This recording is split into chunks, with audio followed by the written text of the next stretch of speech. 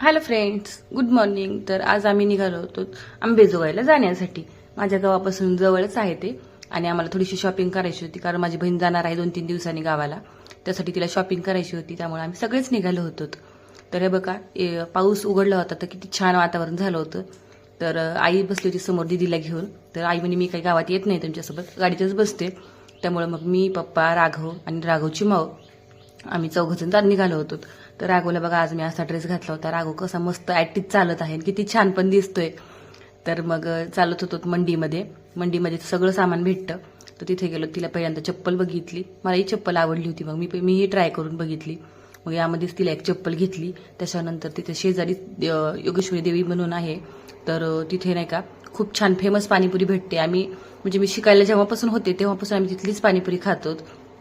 तर राघवलाही खाऊ घातली, त्याला खूप आवडली पाणीपुरी. त्याच्यानंतर आम्ही गेलो पावभाजी वगैरे खायला. पावभाजी खाल्ली, मोमोज खाल्ले. पप्पानी पहिल्यांदाच मोमोज खाऊन बघितले होते, ते पप्पाला काही एवढे आवडले नाही. त्याच्यानंतर केक घेतला, पप्पालाही चप्पल घेतली होती. तर घरी आल्याच्या नंतर पप्पांनी बघितली घालून कशी वाटते पायामध्ये. त्याच्यानंतर राघव बघा दुसऱ्या दिवशी असा आवरून बसला होता. वेगवेगळे तोंडाचे हावभाव त्याचे करणं सुरू होते. तर त्याला कॅमेरा केल्यानं खूप लाज वाटते. त्याच्यानंतर मग माझ्या बहिणीने माझी अशी सागरवेणी घालून दिली होती, छान घातली होती. त्याच्यानंतर हे बघा आईने इतके छान छान फुलं लावलीत, म्हटलं ना मी तुम्हाला. तर हे फुल मला इतकं आवडलं होतं, तर मी माझ्या बहिणीला म्हटलं की माझ्या केसामध्ये लावून दे.